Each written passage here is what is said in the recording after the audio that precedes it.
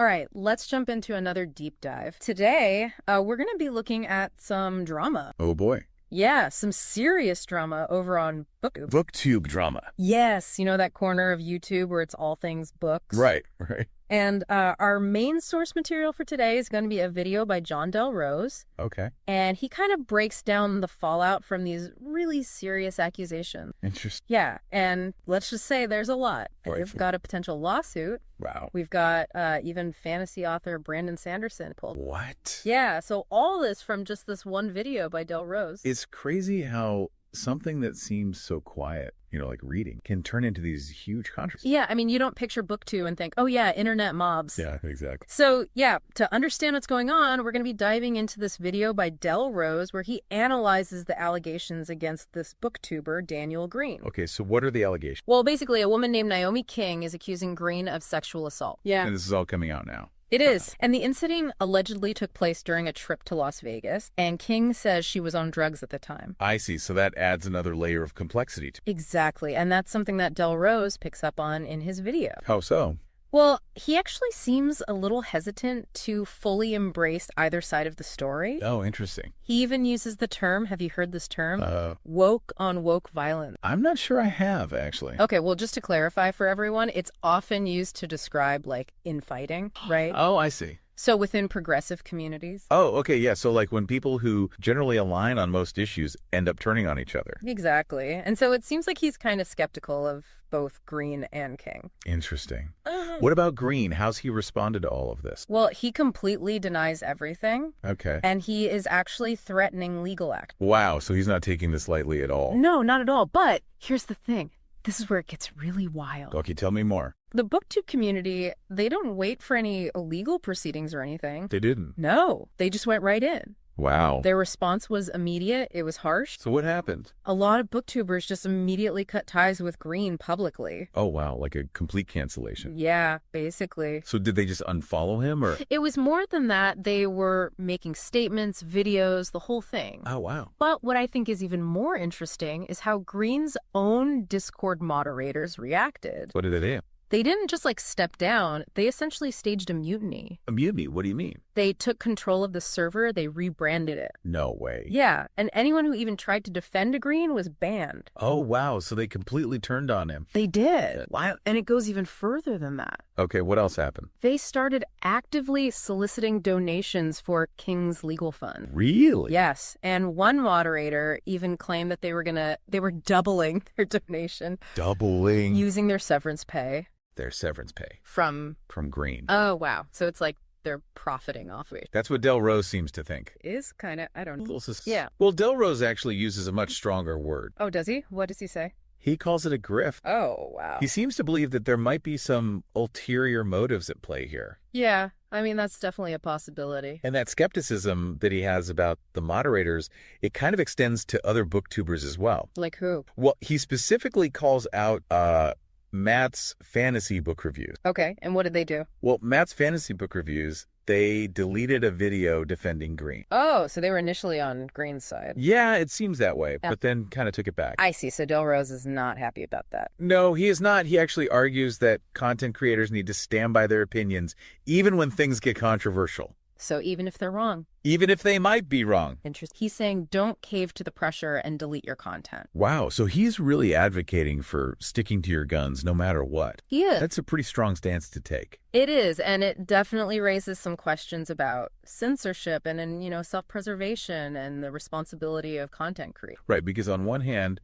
you could argue that it's important to admit when you're wrong and to correct the record. Yeah. But on the other hand, like he's saying, maybe there's value in sticking to your principles, even when it's unpopular. Exactly. And this is where Del Rose ties this whole BookTube situation to a much bigger conversation. Okay, what's that? He calls what's happening to Greene, he calls it guilt by association. Guilt by association? Yes, and he sees this as a tactic that is being used by the left to silence opposing viewpoints. So he's basically saying that Greene is being judged not for what he actually did, but for who he's associated with. Exactly. So he's framing this as a much broader ideological battle where these accusations are being weaponized. To shut down dissent. Exactly. And he goes even further. he actually encourages Greene to come to Christ. Come to Christ. Yeah, he says he should find repentance and forgiveness. Wow, so he's bringing religion into it as well. Yeah, it's definitely a very specific lens that he's using to view this whole thing. It definitely adds another layer. For sure. And I think what I find so fascinating about this is just how quickly this all happened. It's true. It seems like it all blew up overnight. It really highlights the kind of unique dynamics of online community. Yeah, the speed at which things can change and how quickly people can turn on each other is pretty alarming. It is, and it makes you wonder, what is it about online spaces that makes them so prone to this kind of rapid reaction? Yeah, what makes them so different from, offline interaction? That's a great question, and something that I think we should explore further.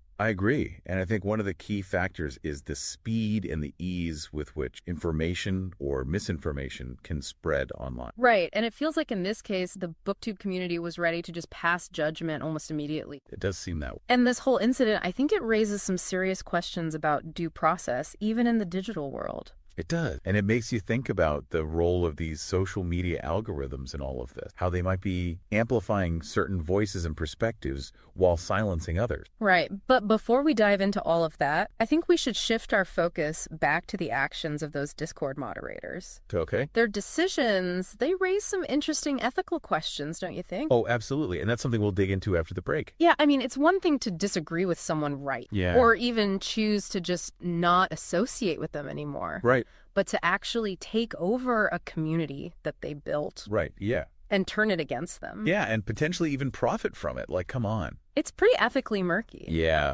very murky. And I think Del Rose, he is especially skeptical about that financial aspect of it. The donations? Yeah, he even suggests that the moderators might be exploiting the whole situation, using King's legal fund as a way to just personally gain. Yeah, using it for themselves.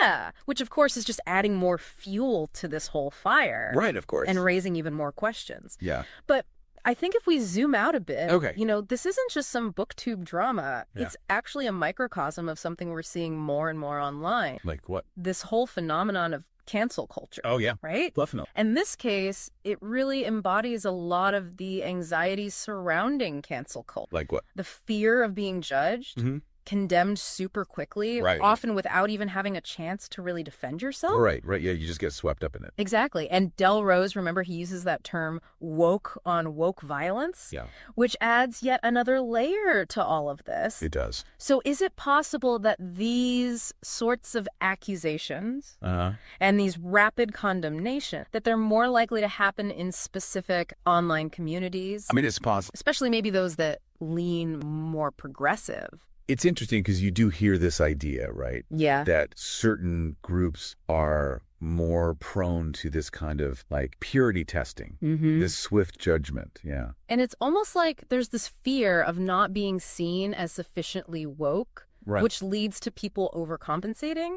and being so quick to condemn anyone who doesn't perfectly align with their views. It's like they're afraid of being canceled themselves. Right. So they strike first. Yeah. That's a self-preservation thing. It is, but in doing that, are we sacrificing some of the core principles of due process and fair judgment? Yeah, that's the question. I mean, is it even possible to uphold those values in the world of online interactions where everything moves so fast? That's the billion-dollar question, right? Mm-hmm. How do we balance this need for accountability with the right to a fair hearing? Yeah. It's a challenge. And this whole BookTube drama, it throws another wrench in the mix. What's that? The role of prominent figures like Brandon Sanderson. Oh, yeah, him. What responsibility do they have in all this? Right. I mean, are they obligated to take a stand? It's tricky because on one hand, they probably feel this pressure. Yeah. To align with what seems to be the popular opinion. Yeah, to protect their own reputation, their fan base. Exactly. But then on the other hand, if they speak out, they risk alienating. Yeah. They could become a target themselves. Yeah. They lose-lose. It's a tough spot to be in. It really is. It just highlights the pressure cooker environment of online space. It does, yeah. Where even something like unfollowing someone on Instagram can be seen as like a definitive statement. Exactly. People read into everything. They do. And Del Rose, it seems like he's really trying to push a specific narrative. What do you mean? Well, he's framing this whole thing as a symptom of this much bigger societal problem. Okay. Where he believes, quote unquote, the left is using these tactics like guilt by association to silence any dissenting voices. To shut down anyone who doesn't agree with them. That's a pretty strong claim. It is. I mean, it's likely to resonate with some people.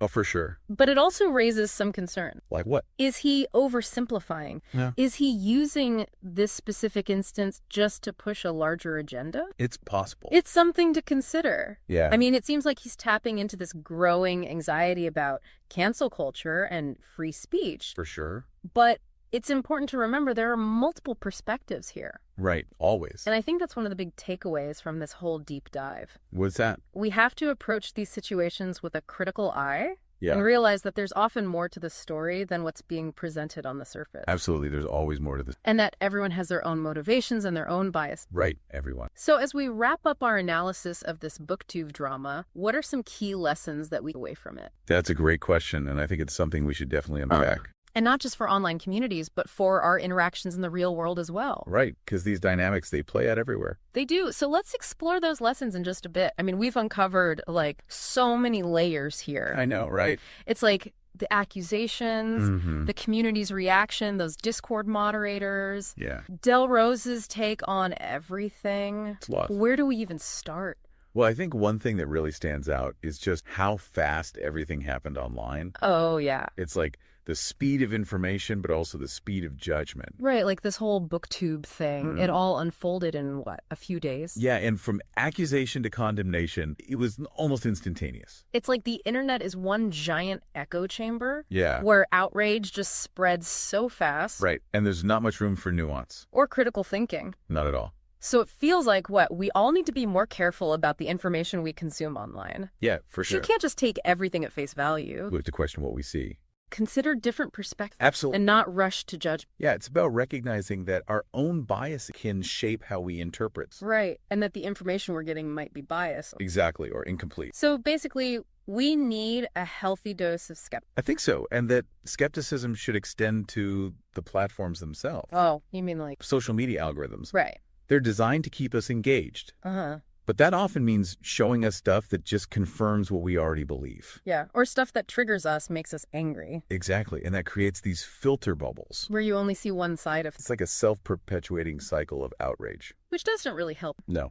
not at all. And I think that leads to another big takeaway from all this. What's that? Due process. Even online. Yeah, like we can't just abandon basic fairness because things move faster online. Right, those principles still matter. But how do we even apply those principles in a space that's so driven by emotion? Like, accusations can go viral so quickly. I know, and reputations are on the line. Yeah, it's like this constant tension. Between wanting justice. And wanting a fair process. Exactly. So even if we feel strongly about something, even if we think someone is guilty... we have to allow for the possibility that we might be wrong. That we might not have all the facts. And we can't just pile on. Right, just because everyone else is. Yeah, we have to resist that urge. It's hard. It is, especially when emotions are running high. But if we want a better online world... we have to try. I think this whole booktube drama, as messy as it is... yeah. It shows us how complicated these are. It does. It reminds us to be more thoughtful. More critical. And more compassionate online. I agree.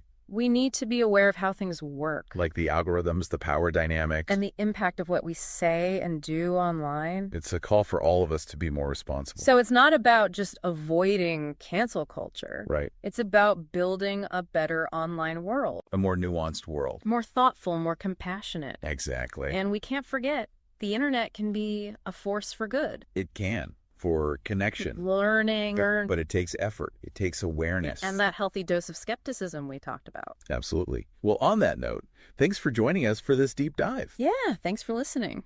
We hope this gave you something to think about. Maybe even inspired you to be a little more mindful online. And until next time, happy reading, everyone.